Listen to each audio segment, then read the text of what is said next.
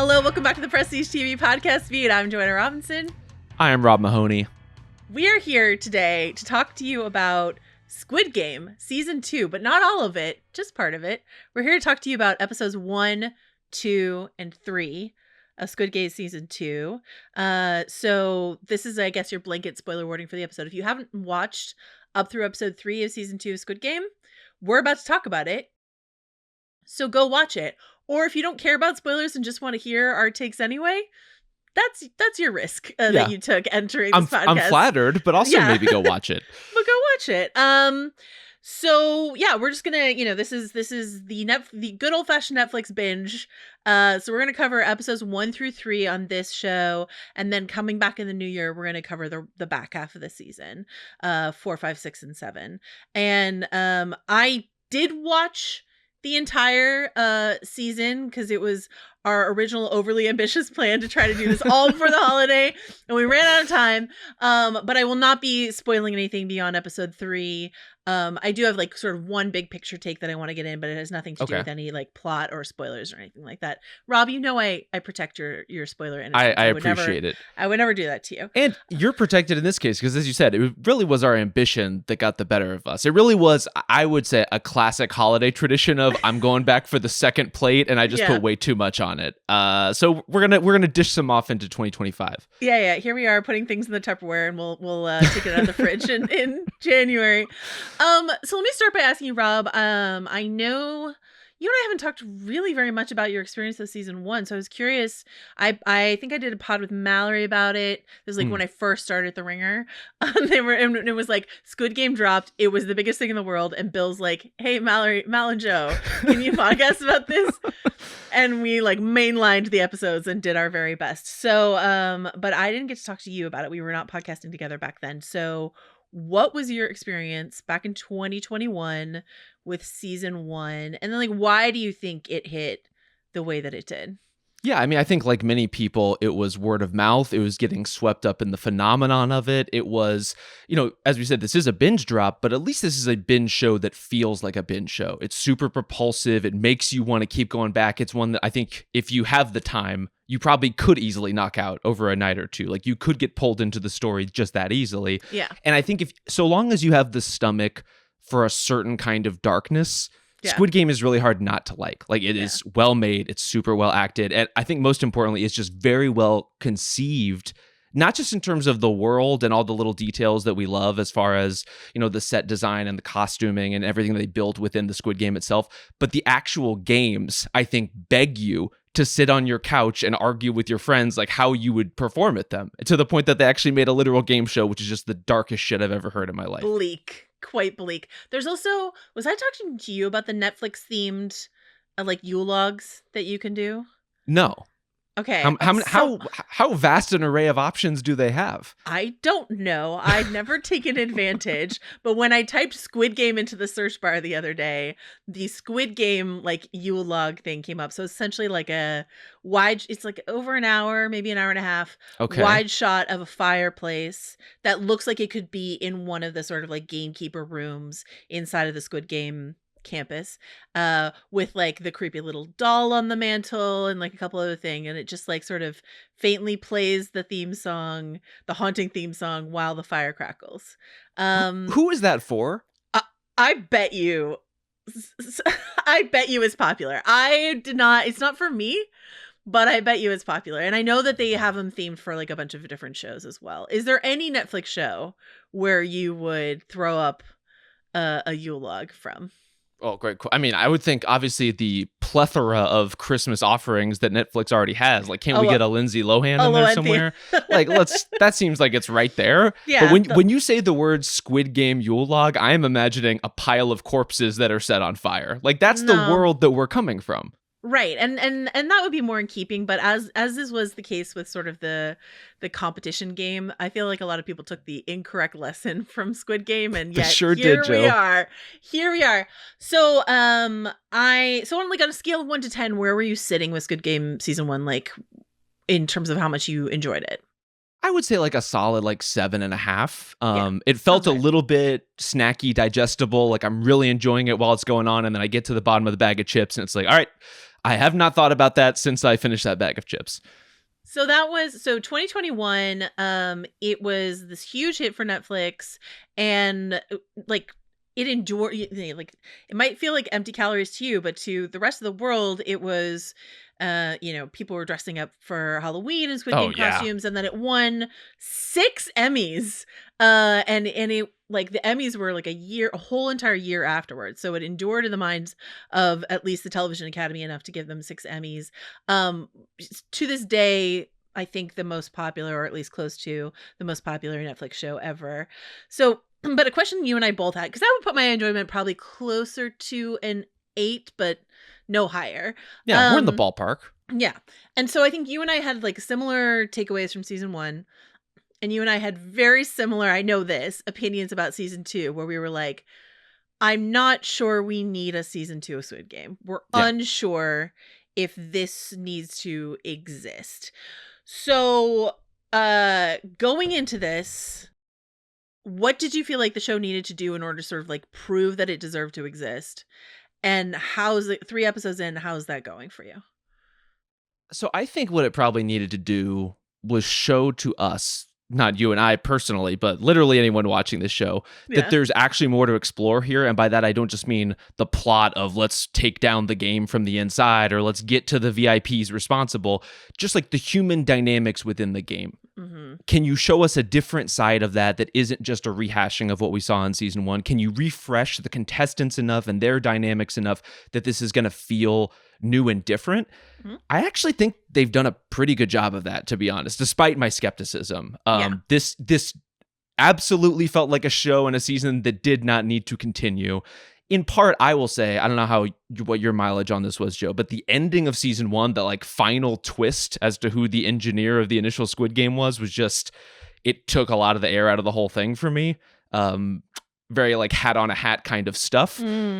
So I would say ending at a down point from season 1, wondering why we need to go back. And they do need to spend some time articulating why we literally and how we literally are going to get back into this world.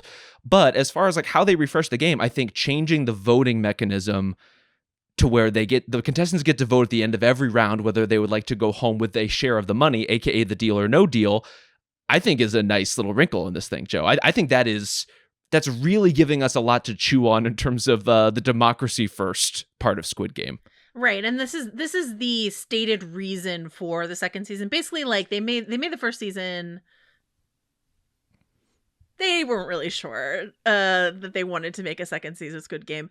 Netflix was sure that they wanted a second season of Squid Game. The reason to make a second season is the big bag of money that's left outside. You know, correct. You open the motel door and it's covering the bed.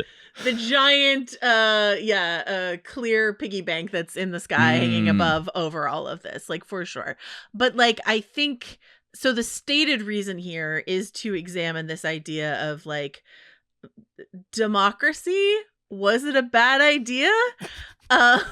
Which is certainly a question we might be asking ourselves here in 2024. Majority rule, is that really the way we want to go? I guess is sort of a question that we're asking here. I actually find, so I was very skeptical about the season. I went in and I actually really quite enjoyed this season, and I told you that before you had started watching, and you were like, oh, that's good to hear, because like we were both a little skeptical about it. I had a good time with it. Like I feel similarly, like I would put it at an 8 maybe, and then the only reason I would maybe knock it down to like a 7.5 is having finished it all. What I will say is a 7-episode season. This really feels like part 1. They have a planned third season, then that's it. This really feels like a split second season to me. If they had marketed this as Squid Game season 2 part 1 or 2A or whatever, and then Squid Game : for good coming in 2027. There you go. Fewer good songs in Squid Game : for good. I've heard that about Act 2. But we'll do our best. That was my only, it felt like, it didn't feel like this season didn't need to exist. It felt like maybe they didn't have enough story to stretch over 2 more seasons, which is the second season and third season. So, and then also in addition to this idea of democracy wasn't a bad idea, that is hanging over this. I find myself really drawn. So Gi-hun, who is Lee Jung-jae's character, the main character that we have in season 1, is come back into the game in season 2, and it does take 2 episodes to get us back into the game, but like I was watching with a friend of mine, and she's like, "Oh, I get it. Katniss needs to go back into the Quarter Quell." Like, it is that vibe. But you have to like figure out a good reason to why on earth would he ever go back. And so this idea of infiltrating from the inside, and to me, it kind of makes sense that it would take like 2 episodes to get us there. Rewatching season 1, I didn't rewatch all of it, but rewatching it, we're in the game 30 minutes into episode 1. We are not messing about. And so the fact that it takes 2 whole episodes to get us into here, I think is right. Because I think if Gi-hun were immediately back into the game, we'd be like, what? Like, absolutely not. This is just for expediency's sake. So for sure, especially because correct me if I'm wrong, but it seems like within the world of the show, like years have passed. It's 3 years between the beginning of season 1 and when we enter the game in season 2, because his friend is like, you've been an MIA for 3 years. So for me, the question is around, and I think it goes into the scene we have in the park where the recruiter is like fucking with all the desperate people and the food and all of that sort of stuff, the scratcher and the food and all of that. This goes into like Gi-hun as a character, and rewatching season 1, episode 1, I was so struck by what a loser asshole goofball he is when we meet him at the beginning of the first season. I think I had kind of forgotten to what degree he was, because I was just thinking a lot about what Lee Jung-jae did in The Acolyte, and I was just thinking of him as like sort of this like heroic kind of guy. He projects nobility, like as an actor. They really have to scum him up a little bit to play Gi-hun.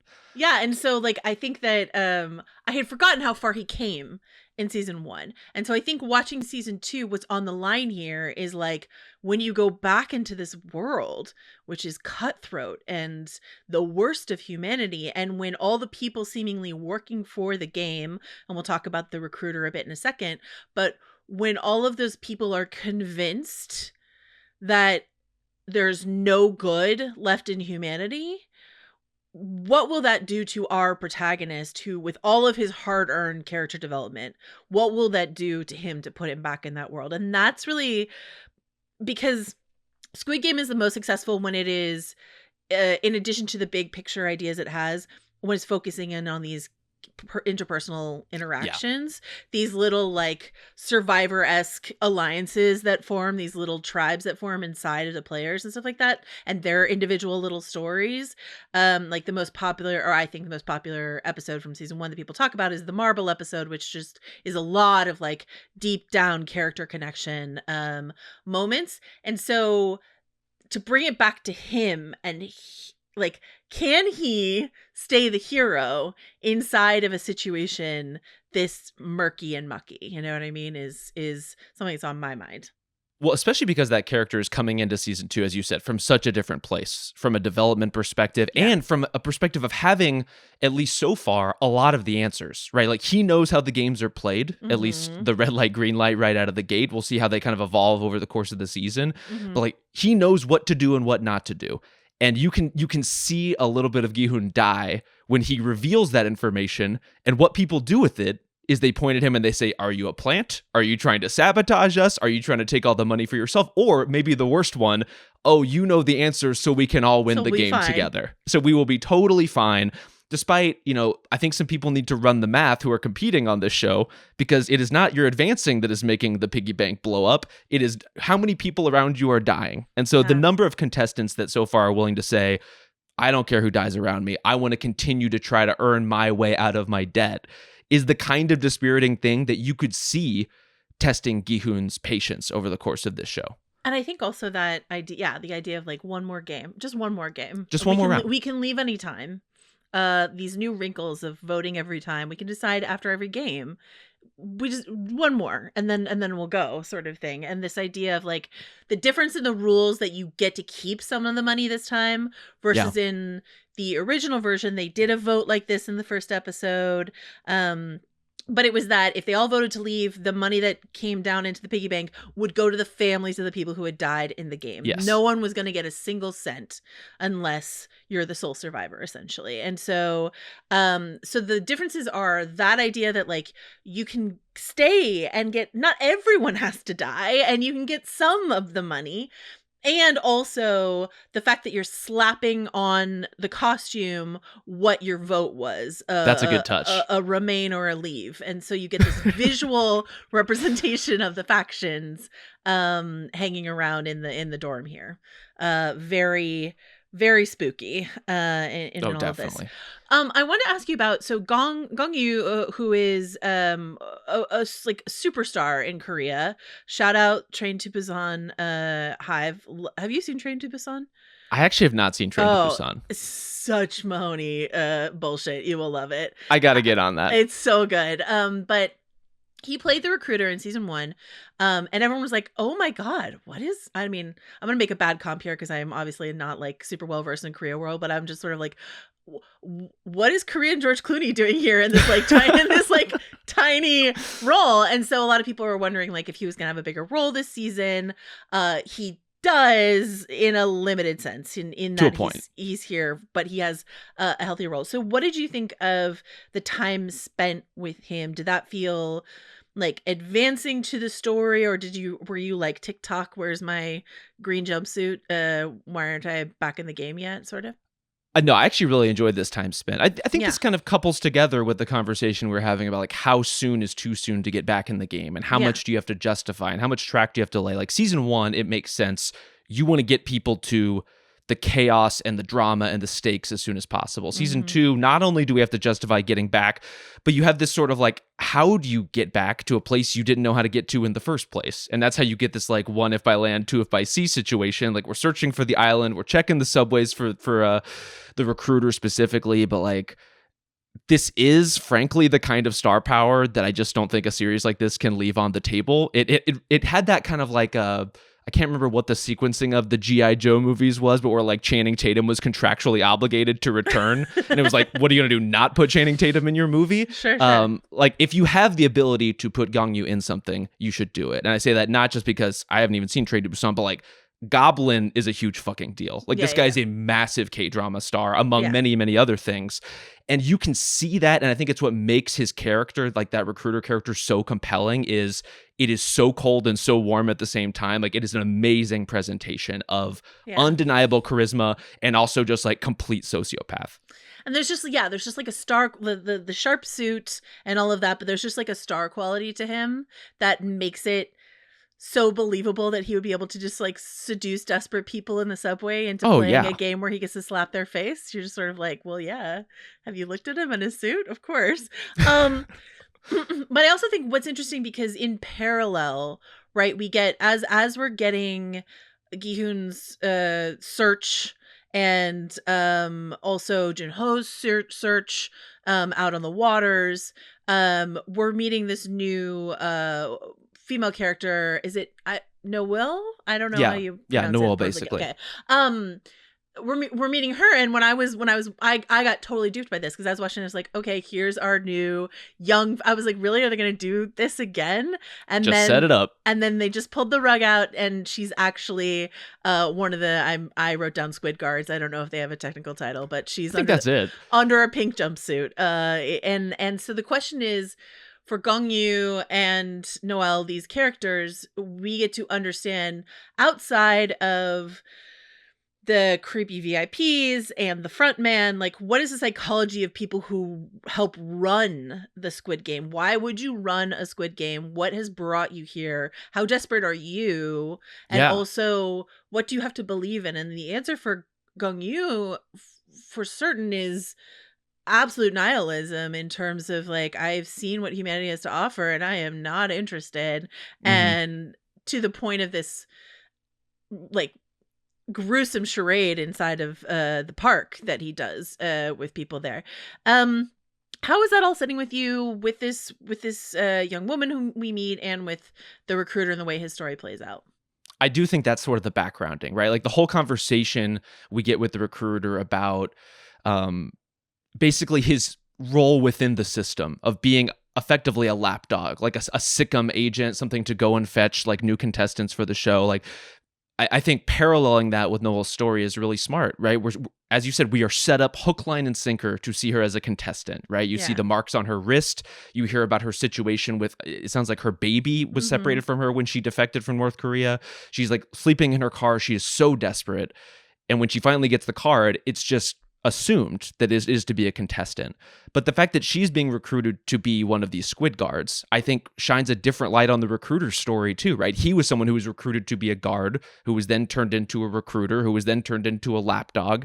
Like the desperation on both sides of that particular aisle, I think, you know, it's all feeding into the story about democracy and voting too. It's like, if you are desperate, you are easier to manipulate. And if you're going to tell a story about how you can manipulate people into certain circumstances, I think you start by showing how desperate you can be in a variety of ways. Yeah. I think what's interesting too, like when we get Noel's story at the sort of like, I don't know, every day is Mardi Gras park that she works in. Yeah. Questionable theming, but it seemed to work. And look, I have to say this, my life ended the day that the little girl in the strawberry cap was snubbed for her second lollipop by the replacement Pink Bunny imposter. I have not recovered, Joe. That was very, very tough. What about when she saw them with their heads off and then they're all like the quickness with which they tried to put the heads back on, I thought was wonderful. It was really good.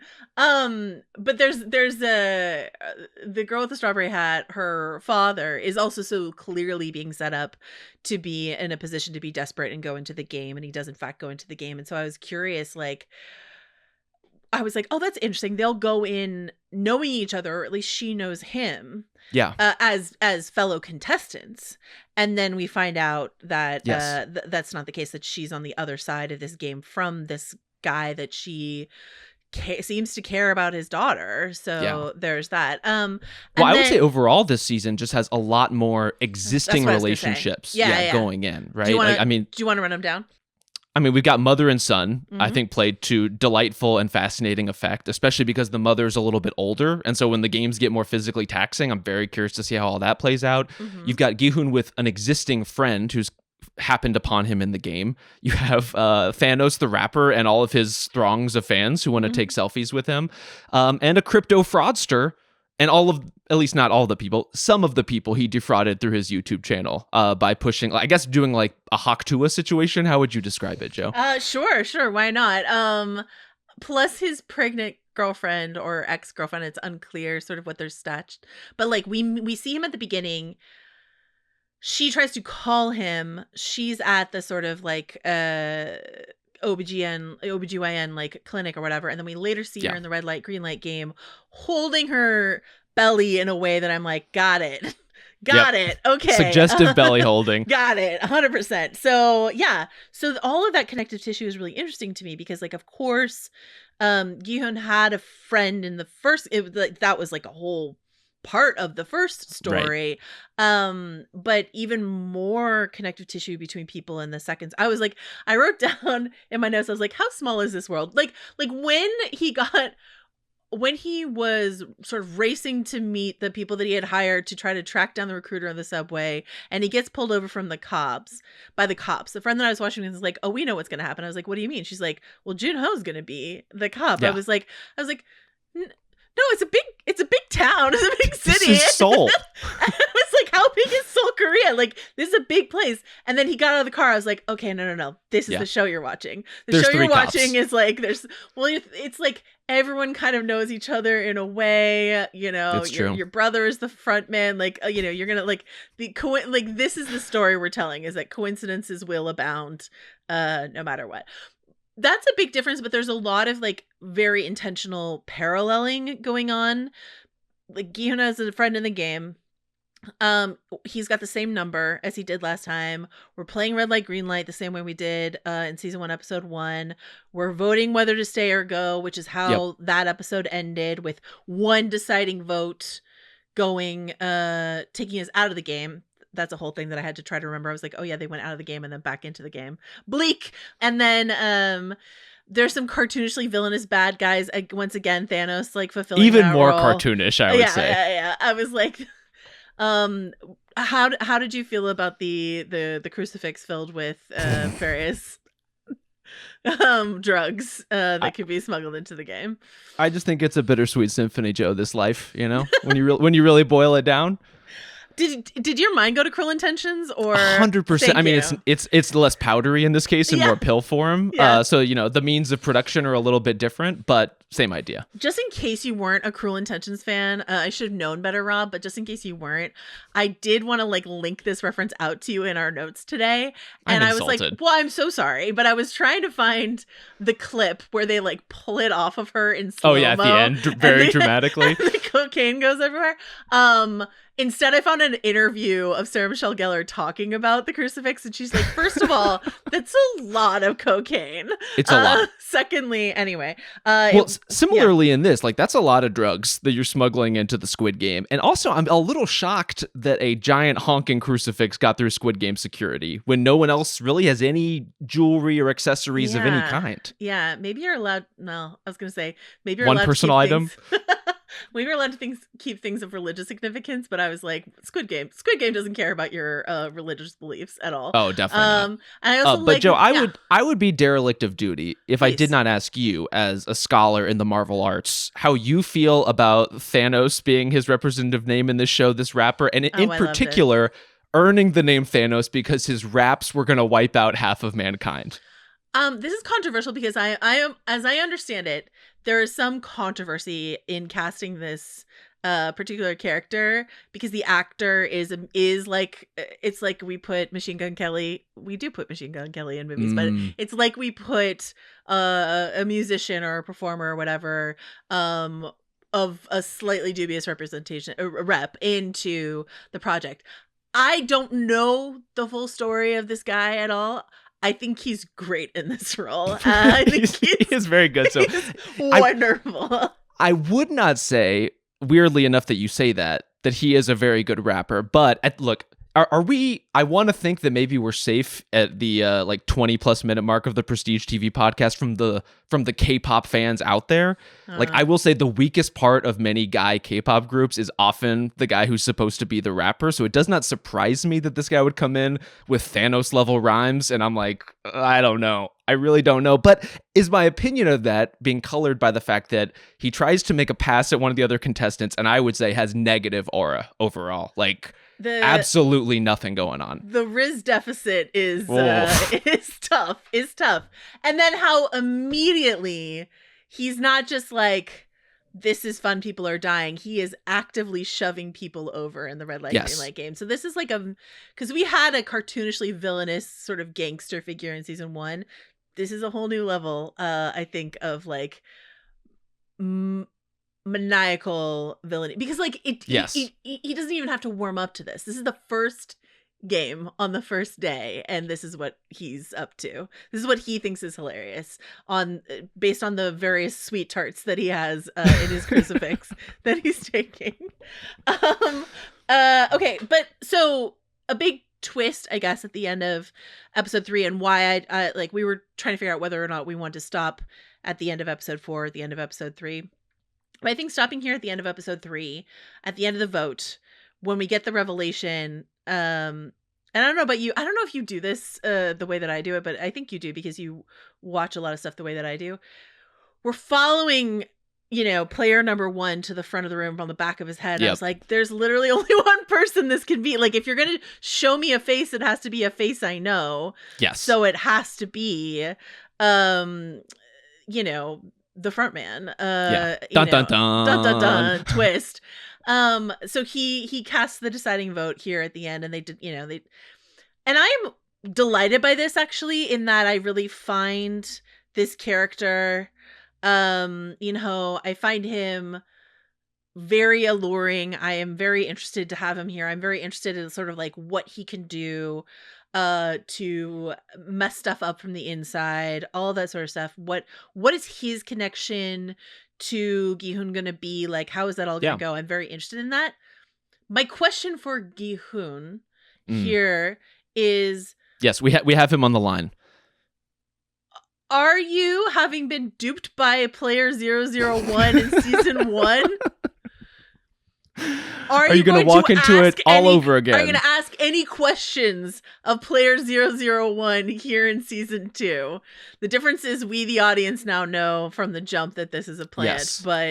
But Gi-hun, do you know that they're running the same con on you here in season 2? You know, it's been 3 years. Maybe he, like many people, has forgotten what happened in season 1 of Squid Game. Yeah, absolutely. So he needs to rush a refresher YouTube video, I think. I think that would it really would help really, him. really help. Yeah. So my question about like the same, different, same of this, specifically like episode 3 is, do you feel like that is a retread to just give us the sort of member berries familiarity of you remember you love season 1 of Squid Game. Here's some more. It's the same. Or do you feel like the show is actually trying to say something about sort of these cyclical spaces that we find ourselves in? I do think it's trying to say something. I think this does feel like a season that's in conversation with its own existence in a lot of ways, in like a Jurassic World kind of sense. Like it's in the text that you've got to make it bigger and badder, or in this case, like deeper and darker into human nature. And look, if you're going to construct the season effectively so far around this, like, are you going to take the bread or are you going to take the lottery ticket sort of dynamic? The bad news, Joe, is that historically, as a species, we take the lottery ticket over and over and over, and it doesn't matter how many times you tell people not to do it. It doesn't matter if you have someone in the room who's saying, I have made this choice before, I chose wrong, and I suggest you take the bread, we will still take the lottery ticket. And so I think the repetition is part of the structure. This time is going to be different for me. For you specifically, you're going to get out just fine. It's going to work out for me. I'll be fine. There has never been a question. Yeah. When they're doing the voting section and he gets up to, he like has had enough and he's going to like reveal himself to everyone. I was shaking. I was like, this is not going to go the way you think. Don't do it. Keep your trap shut. And this is something of like, this is something to be concerned about with Gi-hun, because like for all of his resources, like it was astonishing. He was running this massive search, throwing all the money at this massive search, has bought a derelict hotel as far as we can tell. Oh, it's derelict. No sweethearts have been in that hotel for quite some time. It's not the derelict I was questioning. It's that he bought the whole motel, right? Like he owns the motel. He's got security. He's basically like hired the crime network that he owed money to now be his crime network to search for the recruiter. Absolutely. So he's throwing all his money at it, and then he takes us into the room with all the money on the bed, and it's barely a dent. I know. Barely a tiniest of a dent in the fortune that he amassed. I actually thought that was really helpful, because earlier in the season, you see him give the big bag of money. Yeah. In the process of like, here's everything you need. I was like, is this it? Is it the last of his? Is he spending the last of his fortune to do this? No. And you see every other character respond to the bag of money being like, oh my God, this is a life-changing amount. And it's like, yeah, man, this doesn't even cover like the footboard. So he has amassed these resources. He found his man. He got a special tooth with a transmitter in it, but the transmitter didn't make it in with him. Come on. That was never going to work. He's giving speeches to the room that is not what I would do. Having only watched a few seasons of Survivor, I feel like I know better than he does, like how this was all gonna go. And so what we have to remind ourselves is this is not any kind of like strategic genius that we're following. This is just a guy who really kind of lucked himself. I mean, like he had true grit at the end of it all in season 1, but in many ways, very wily, but in many ways lucked himself into winning the game in season 1. And so he's not always going to make the smart choice, because that's not who this character ever was when we met him. No. But the new dimension, I think, that we're seeing in Gi-hun's journey and like post season 1 development is, yes, he is wily. Yes, he did get lucky. He's also now just like so hardened by the experience that he's playing full rounds of straight 6 Russian roulette. And so like there is a determination, I think, to obviously take down the machine from the inside, but also just like maybe a kind of a fuck it steeliness that he did not have before, and how that plays out and how maybe that wears down as he gets more and more exasperated with everyone around him. That's something I want to chart. Yeah, I think it's really interesting. I have a question for you about Russian roulette. Yeah. I haven't played it. Okay. You didn't in all your years in Vietnam, you didn't play Russian roulette? I'm okay. generally against. It was not my understanding in any version of Russian roulette that you spin the barrel of the gun between rounds. I thought the whole point was the whole point is that you keep going because then the stakes get higher and higher, right? Isn't that how you play Russian roulette? Well, I mean, look, there's many variations. Often I do think they spin the what's it's the barrel. What's the barrel terminology? of the gun, isn't it? It's not the barrel though. It's the This is where our lack of gun knowledge is really gonna hurt. Gun but chamber, the cylinder, that's the one. Oh, I do think you spin the cylinder because you stare down the barrel of the gun. Thank you. You're right. Sometimes you see, they'll put more bullets in as they go, usually one at a time, and not inverting 1 out of 6 to 5 out of 6 like we see in this episode. But yeah, I think spinning is part of the process. Like you want to refresh the odds. Okay, I thought it was like that. Well. This exposes to you that I do know the rules of red light, green light, but I do not know the rules of Russian roulette because I thought the whole point was that your odds get shittier and shittier the further you play the game. But I think you're over-indexing on efficiency of time and under-indexing on like the mental torment that is Russian roulette. But as we're talking rules here and the various games involved, have you ever played rock paper scissors -1? No, and did you glean what the rules are by watching it, or? Yeah. Okay. Can you explain them to me? So, based on my admittedly crude and absorbed understanding of the rules of rock, paper, scissors -1, you're basically playing, you choose 2 at once. Yeah. So you might scissors one hand, rock other hand. And then they do -1 and you take one of them back. And so rather regular rock, paper, scissors is pure luck. So the game -1 is strategy. also has like a mind fuck element because you see what the other person has. And in this case, one guy accidentally does double rocks because he's so freaked out and gets spared ultimately. But don't pick double rock. That would be my advice for -1. And he takes the paper, his friend takes he was officiated his wedding. We So heard it multiple times. He's like a brother to him. Takes the paper away so that he loses, so that he sacrifices himself. I understood that last act. I think I didn't quite grok this idea that it's like, then it's a mindfuck because you don't know. You have to gamble on which one you think they're going to take away, exactly, and how that relates to what you're going to take away. And I'm sure if you played enough times, there's like only so many maneuvers that make sense at the end of the day. But like. That's fun. We should play. That sounds fascinating. Maybe less Russian roulette involved. How about no Russian roulette involved? Okay, that's fair. Since I don't even know the names of the parts of guns, and I will just play rock paper scissors. I thought that was really good, and again, like Gong-yu's absolute, the recruiter's absolute sicko behavior in that sequence was, I thought, phenomenal. He responds to shooting a man in the head, I would say, as if he was suddenly wondering, like, where did I put my keys?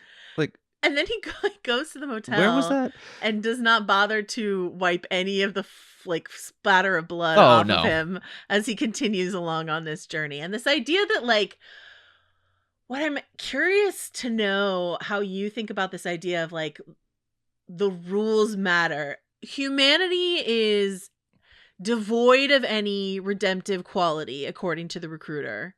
Mm-hmm. But nonetheless, the rules matter of any game he enters enough that he will blow his own head off because he agreed to this game. How do you feel about that? Like, what does that tell you about what the show is trying to say about people?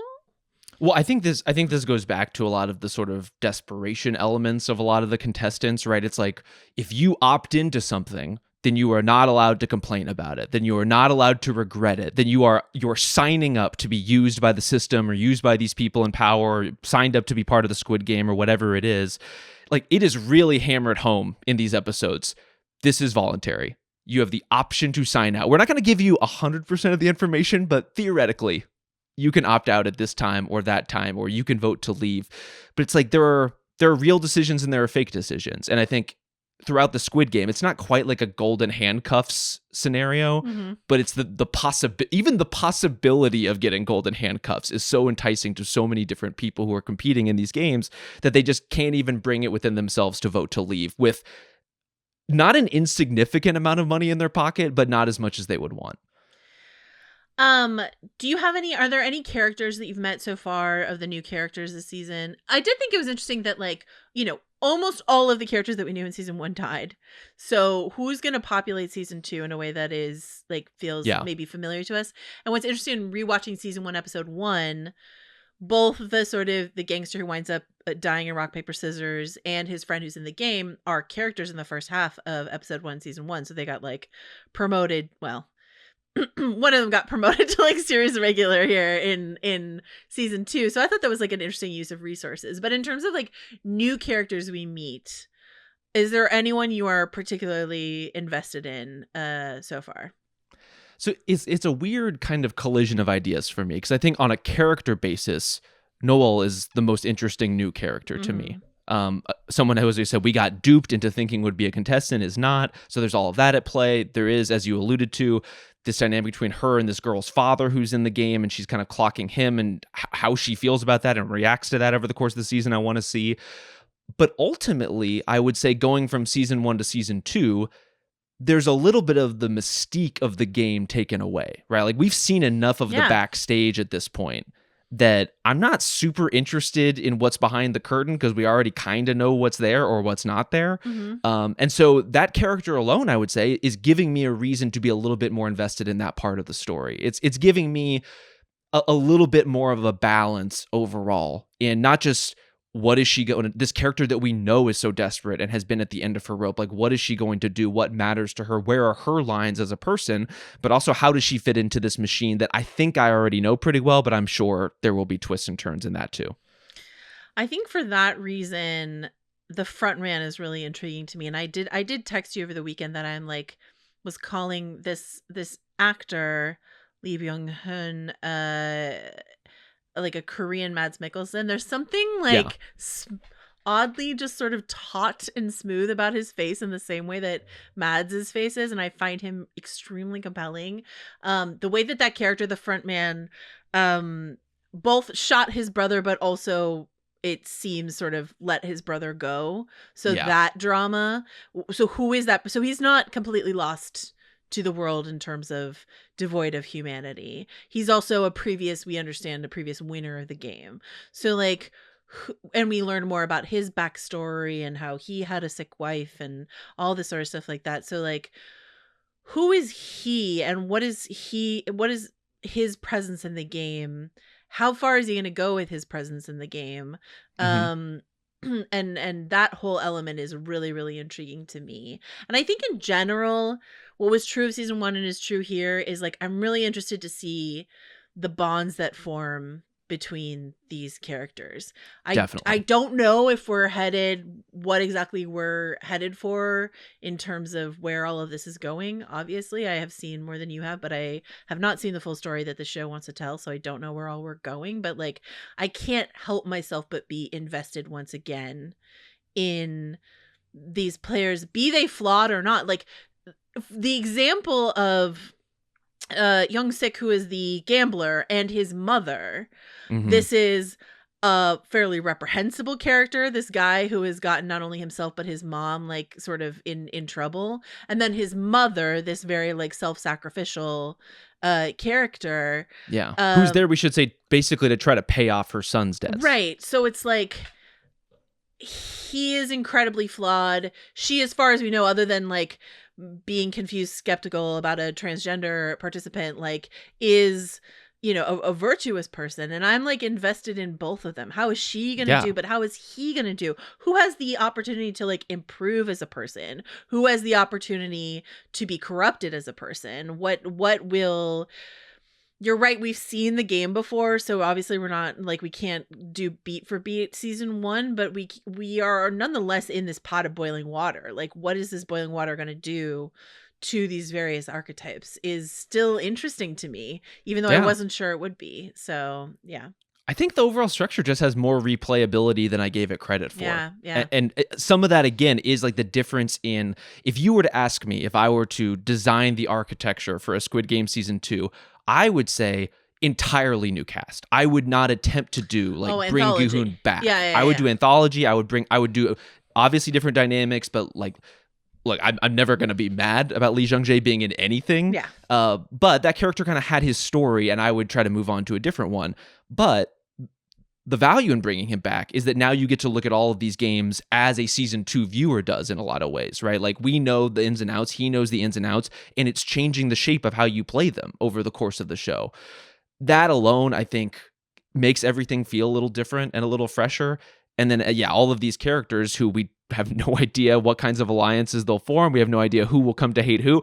I do have a sneaking suspicion that the guy who owes 10 billion won and brags about how important you have to be to get a loan that big, he will probably not be on a huge arcing journey this season, I don't think. But I would love to be surprised. There's a character very similar to that guy in Train to Busan, and I was just sort of like, oh, I see you. I see this archetype and where we're gonna go with you, or maybe not. I could be surprised. Who's to say? I do enjoy at this part of the season though. Like they run through as soon as everyone gets to the game, how much debt everyone is in. You know, really putting people in their place, and you get a sense of these characters like sizing each other up, like scolding each other, like looking down at each other, trying to justify why their circumstances are not as bad as somebody else's. Right. And as soon as the first game happens, like people are just covered in blood and cowering between the bunks, right? Like the leveling happens so quickly in Squid Game in a way that I think resets the stage. Now we start to see,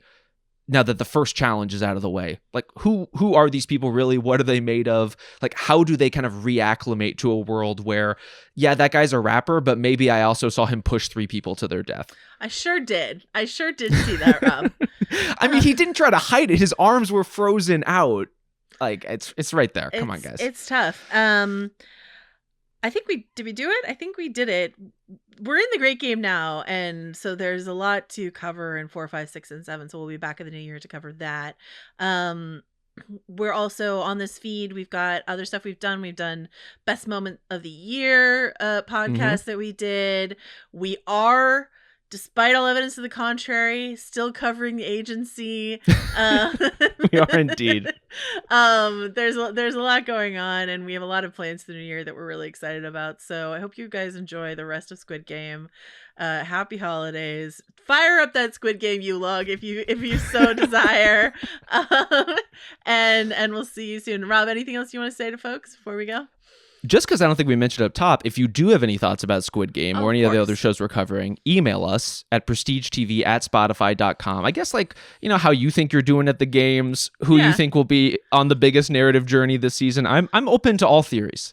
How do you think you would do inside of a Squid Game, Rob Mahoney? Pretty terribly. I'm out at red light, green light. Personally, that's what I think happens to me. The balance, like what are you worried about is gonna happen? Or I'm just like twitchy, and I would just like freak out, as soon as the bullets start flying. Well, here's the thing for both of us: like the plan that they pull together at red light, green light is hide behind the bigger people. It Joe, screws us. We are tall people. Tall people at the front is not a good structure for us. Yeah, we're fucked. Nor, frankly, I would say, is it really good strategy for anybody else, because like these people are getting taken down with like a sniper rifle from someone who was in the North Korean military. Yeah. Not only do they fall backwards, but like you're telling me if you're standing right behind someone, you couldn't get a bullet through them into you? Oh, yeah. I'm not messing with that. All right. Well, so we would be out in round 1, but tell us.